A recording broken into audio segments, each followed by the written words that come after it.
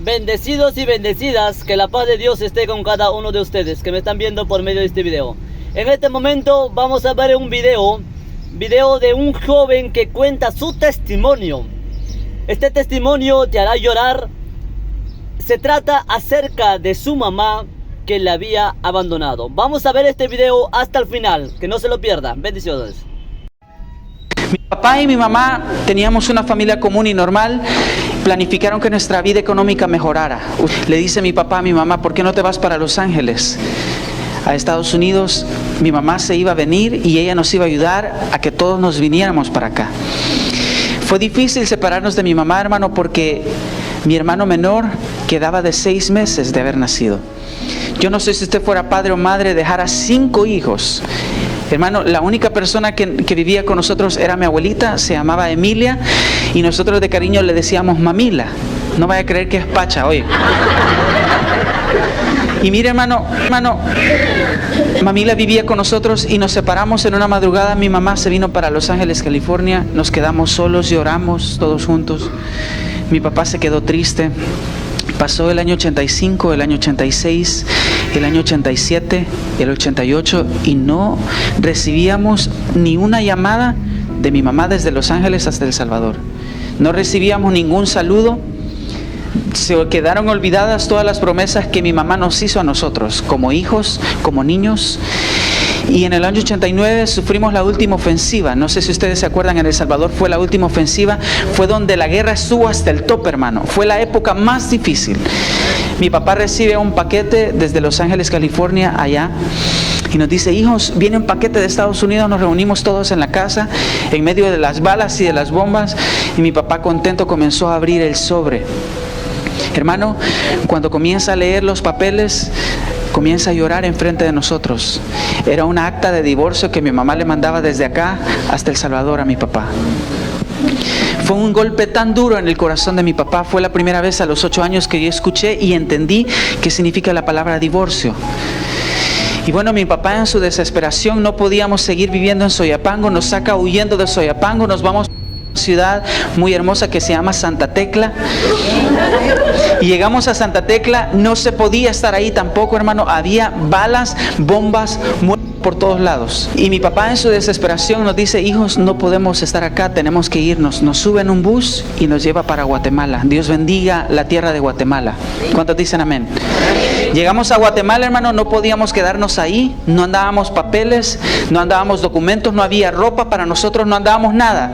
Salimos sin nada de la casa. Mi abuelita de 72 años de edad, mi papá y nosotros 5. Estábamos en Guatemala y mi papá nos dice: no nos podemos quedar acá, tenemos que seguir. Cruzamos la frontera hacia México. Veníamos ilegales buscando llegar a Estados Unidos, hermano.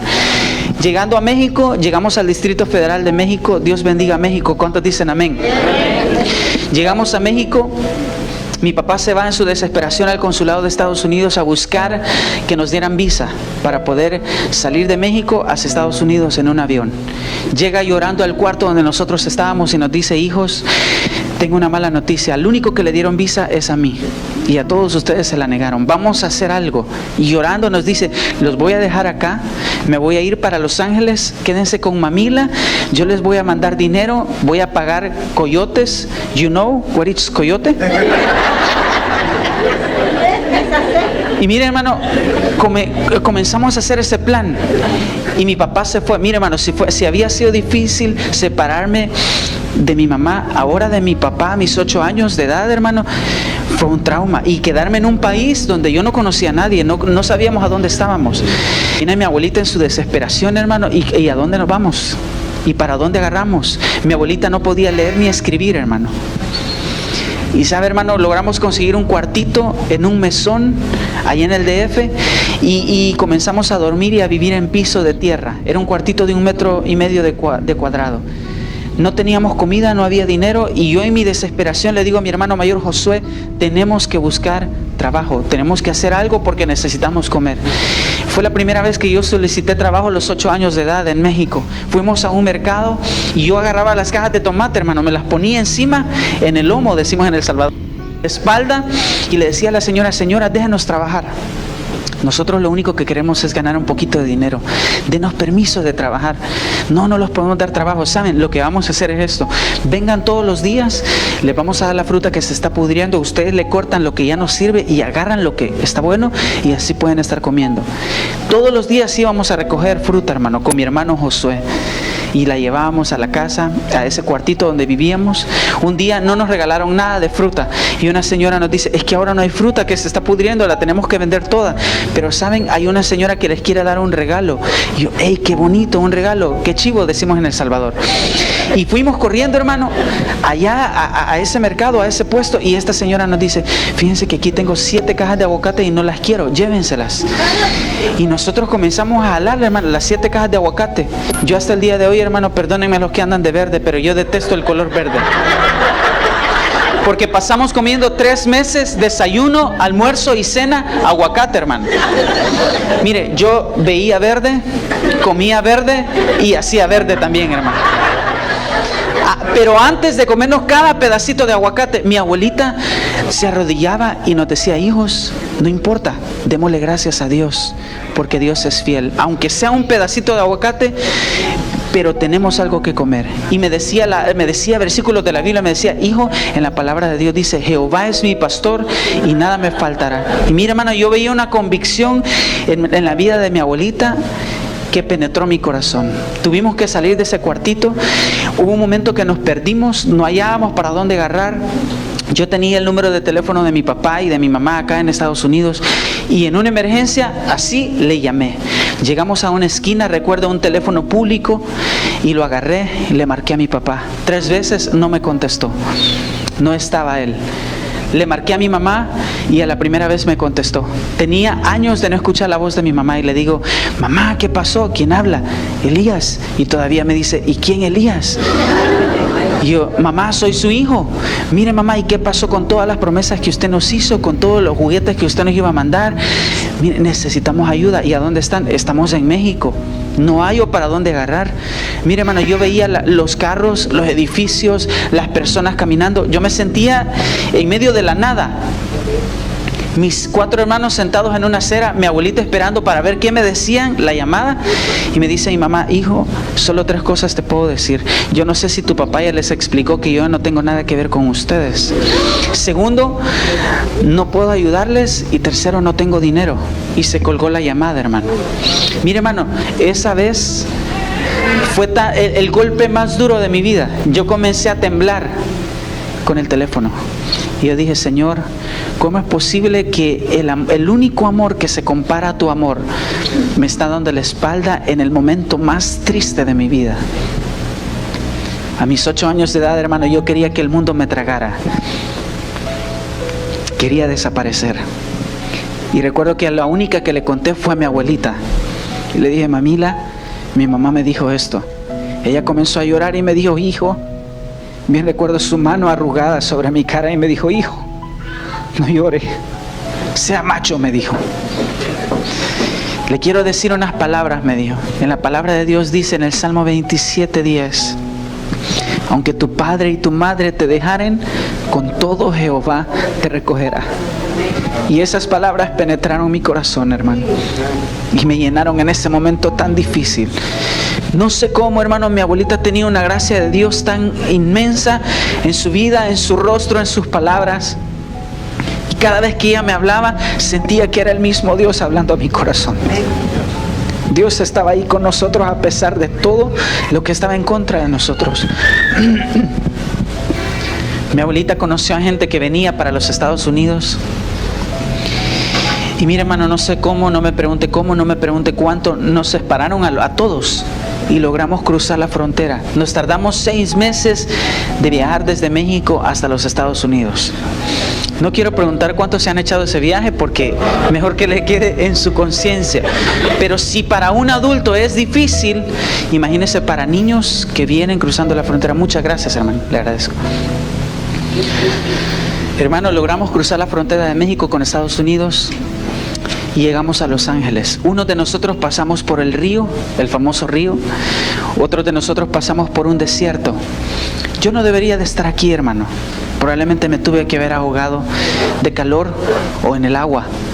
El mismo día que logramos encontrarnos con mi papá, llegamos a un apartamento que a él le estaban dando permiso de quedarse a dormir en un closet, en una calle que se llama 43 Play, ahí en Los Ángeles, California. Y ese mismo día que nos abrazamos, las personas de esa casa le dicen: hermano, nosotros no podemos darle permiso, ya con los 5 niños más la abuelita, ya son pueblo. Entonces necesitamos que nos desaloje y por favor, pues no sé, no cabemos acá. Esa es la realidad de este país, hermano. Y mire, hermano, comenzamos a caminar. Mi papá agarró su poquita de ropa que tenía y comenzamos a caminar. Llegamos a una calle que se llama Venice, ahí en Los Ángeles. Y recuerdo que mi papá nos llevó a un supermercado que hasta el día de hoy existe, que se llama Nuño Bros. Está en una esquina de Hoover y Venice. Y nos llevó a la parte de atrás y nos dice: hijos, yo quiero que agarren la caja de cartón más grande que puedan, todo el papel que puedan, tráiganselo. Y nos dijo: no importa que no tengamos dónde dormir, no importa que no tengamos ropa, no importa que no tengamos dinero, pero si estamos unidos, eso es lo más importante como familia. Hermano, muchas veces nosotros le damos importancia a las cosas materiales, cuando lo más importante es que Dios quiere que usted se una más a su familia. Y mire, hermano, nosotros ese día caminamos y llegamos a un puente, a un freeway. Nos metimos debajo del freeway y comenzamos a vivir en la calle. Mi papá nos separaba en una esquina, él se iba a buscar trabajo, nosotros comenzábamos a recoger latas y mi abuelita nos sentaba en una acera: Elías, aquí están tus 4 papitas, Susana, aquí están tus 4 papitas, Elí, aquí están tus 4 papitas, pero antes de que nos las comamos, vamos a darle gracias a Dios. Mire la fe de mi abuelita inyectando en mi corazón, que a pesar de todo, debemos de decirle: gracias, Señor. Oiga lo que decíamos en esa alabanza: muchas veces no veo la razón por qué me viene aflicción, mas sé que tú lo has permitido para mi bien. Todo lo que nos pasa a los hijos de Dios nos ayuda para bien. ¿Cuántos dicen amén? Y mire, hermano, en esa época nosotros agarrábamos a mi hermano menor, a Elí, que tenía 4 años. Lo aventábamos en los contenedores de basura. Allá en El Salvador, cuando cae algo, decimos cuchumblum. Y mi hermano lo aventábamos y caía dentro del basurero. Y mi hermano, yo le decía: Elí, si encontrás un pedazo de pan, de pollo o de pizza, probalo. Si está ácido, no lo aventes, pero si sirve, lo vamos a compartir todo acá. Él empezaba a romper las bolsas, a tirarnos las latas. Y sabe, hermano, Elí era un gran malo, que todo, Elí, ¿qué encontraste? Y se estaba comiendo todo adentro del basurero, hermano. Y si usted nos veía a los 5, nos veía a los 5, él era el más gordo de todos. Eso fue lo que nos tocó vivir a nosotros. Hermano, de tanto andar caminando en las calles, un día andábamos en una calle que se llama Alvarado. Y nos encuentra un mexicano y nos dice: Don David, se llama Don David Sotelo. Y don David nos dice: ¿y ustedes a dónde viven? No tenemos dónde vivir, nosotros vivimos en la calle. Miren, yo ya no los quiero ver vivir en la calle. Yo tengo estos apartamentos y tengo un single y se los voy a dar, y no importa, vénganse, ya no los quiero ver vivir en la calle. Y sabe, hermano, entendimos que don David era un ángel de Dios, que no nos solicitó crédito ni que nada. No, hermano, váyanse, nos dijo. Ahí me lo pagan cuando ustedes puedan. Para nosotros el entrar a un apartamento pequeño y que tuviera alfombra, hermano, era la gloria. Yo me tiré y me revolqué. Y mire, hermano, tirábamos a mi papá en medio, porque mi papá siempre ha sido chiquito, barrigón y panzón, como muchos de los hermanos que están acá. Y lo tirábamos en medio, hermano, y nosotros nos tirábamos encima de él, y ahí hacíamos calor y le dábamos gracias a Dios. Mi papá salía a buscar trabajo. Mi abuelita, como experta salvadoreña, podía hacer tamales, pupusas, empanadas. Las hacíamos y las íbamos a vender a la calle. Uno de los lugares donde yo más vendía es el Parque MacArthur en Los Ángeles. Yo le vendía a negros, a chilenos, a nicaragüenses. Yo no sé qué era lo que vendíamos, pero la gente lo compraba, hermano. Les vendía la soda y me esperaba un ratito para que se la tomaran y después aplastar la lata, porque ya la tenía que ir a vender. Y mire, hermano, tenía una práctica para aplastar latas. Lástima que no trajimos latas para darles una demostración, pero nosotros, hermano, éramos expertos en el trabajo que Dios nos había dado. Y un día le digo a mi abuelita: abuelita, mire, nosotros no tenemos juguetes, compremos una grabadora chiquita. A mí siempre me ha encantado la música y compramos un cassette en 1990. En ese cassette de un lado era cantado y del otro lado era una pista, y era una alabanza que dice así: no daré mi amor a nadie más que a Él, no daré mi amor a nadie más que a Él. Y usted sabe cómo sigue. Y mire, hermano, esa alabanza la escuchábamos día y noche. Y un día mi abuelita nos dice: hijos, no podemos seguir sin buscar a Dios, tenemos que congregarnos. Mañana, cuando vengamos de recoger latas, tenemos que ir a esa iglesia que está enfrente. Llegamos ese día, hermano, parqueamos nuestro carro, porque aunque era del supermercado, pero teníamos carro. Y lo estacionamos en el parqueo, hermano, y nos bajamos, llegamos a la iglesia, entramos, nos sentamos hasta en la parte de atrás. Y mire, hermano, ese día Dios hizo algo sobrenatural. Mi abuelita, yo no sé si las abuelitas te dicen, pero la mía era metida, hermano. El pastor que estaba hablando en ese momento estaba a punto de terminar y dice: yo tengo 5 minutos disponibles para alguien que quiera pasar a dar algún testimonio y quiera pasar a decir algunas palabras. Porque fíjese, hermano, que una semana antes de llegar a esa iglesia no teníamos nada de comer. No había nada. Y ese día que nos levantamos, que no había nada de comer, mi abuelita nos dice: bueno, hoy no hay nada que comer, reunámonos a orar. Tengo una idea, vamos a declarar ayuno y oración. Y comenzamos a orar. Llegaron las 12 al mediodía, hermano, y le digo: abuelita, mamila, tenemos hambre, queremos comer. Vuelva a traer a sus hermanos, vamos a volver a orar. Y nos arrodillamos, hermano, literalmente en medio del apartamento, y oramos.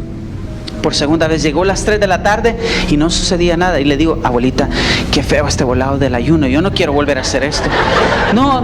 No, hijo, no se preocupe, el Señor ha prometido que Él siempre va a estar con nosotros. Y volvimos a orar por tercera vez. Nos levantamos, fuimos a jugar al patio. Hermano, en el patio había una ventana, cuando de repente llegó una palomita, hermano. Se paró en la ventana y no solo se quedó ahí, entró a jugar con nosotros. Tal vez era cristiana porque se dejaba agarrar. Y mire, hermano, yo se la tiraba a Josué, Josué se la tiraba a la Ruth se la tiraba a la Susana. Y todo, cuando de repente, hermano, entró otra, ¡fum! Y otra, ¡fum! Y mira, hermano, cuando algunos minutos después eran 15 palomitas adentro con nosotros jugando. Mire, hermano, cuando yo vi eso, yo dije: ¡ey, qué pasa aquí! Pero lo que más me impactó, hermano, fue que como que alguien le dijo a los palomitas: métanse al apartamento. Y se metieron las 15, hermano. Yo me quedé tonto, hermano. Es que mira, aunque usted no me lo crea, me quedé con la boca abierta. Y yo en ese momento no me puse a pensar, pero ahora pienso: ¿cómo no es posible eso si Dios alimentó con cuervos al profeta Elías?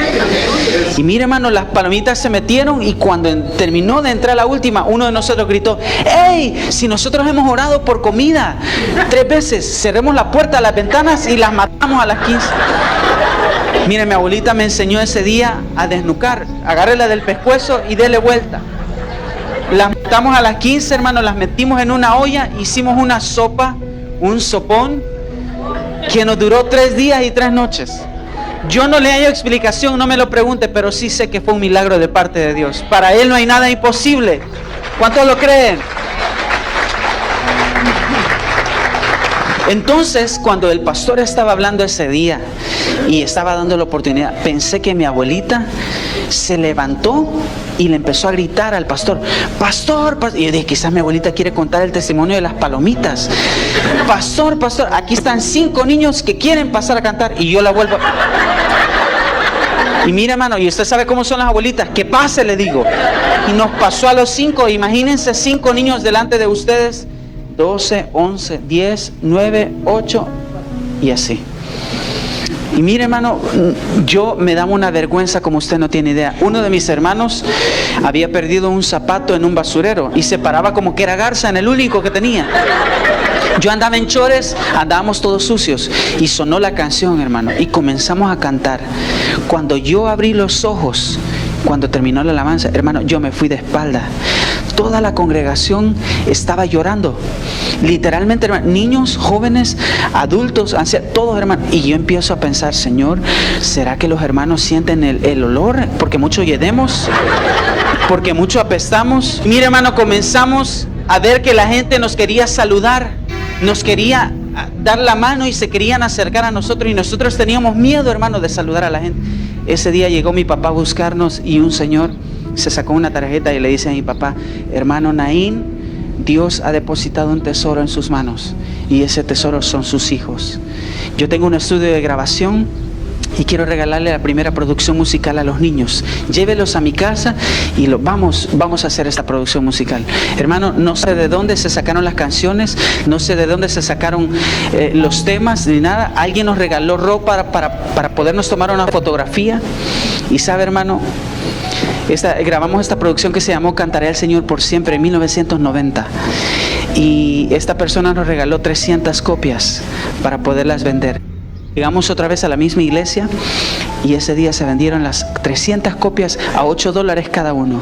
Eran $2,400 que mi papá nunca en su vida había tenido. Ese día Dios comenzó a levantarnos. Comenzamos a visitar muchas iglesias y en el 92, en el 91 grabamos una segunda producción que se llamó Tienes que Sonreír. En el 93 grabamos otra producción que se llama Volarán como las águilas, y en el 94 grabamos una cuarta que se llamó Entrada Triunfal. Éramos 5 niños salvadoreños abandonados por su mamá, pobres pero ricos en Cristo.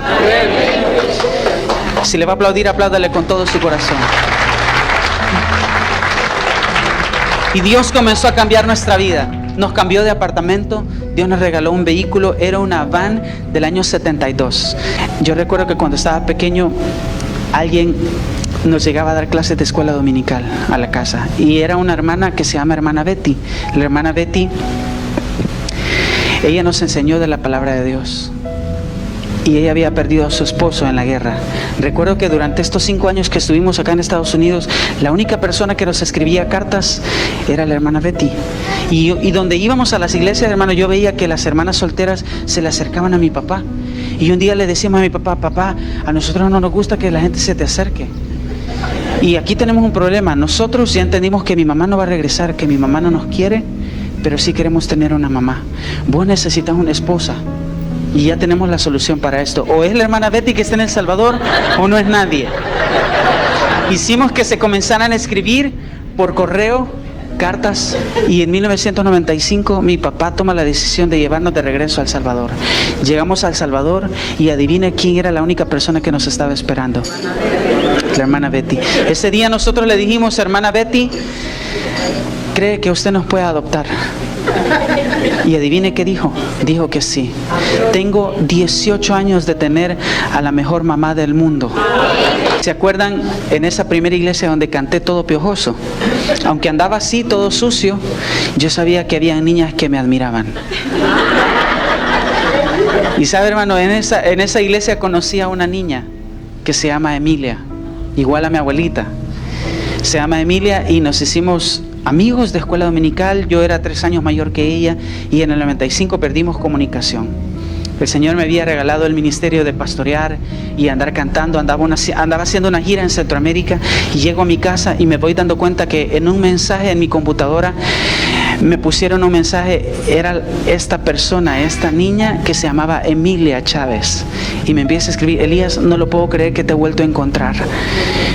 No lo puedo creer que seguís cantando y seguís sirviéndole a Dios. Y me empieza a contar su testimonio, hermano. Y esta niña se había convertido en una sierva de Dios. Se había convertido en misionera. Había estado predicando la palabra de Dios en las selvas de Sudamérica, en Perú. Y de repente ella es de padres salvadoreños. Y le digo: ¿no te gustaría venir a hacer misiones a El Salvador conmigo? Tú predicas y yo canto, o viceversa.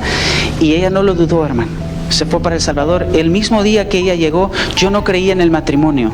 Me costaba entender que yo me tenía que casar, porque yo tenía miedo de fracasar por los mismos traumas emocionales que yo había vivido con mi mamá.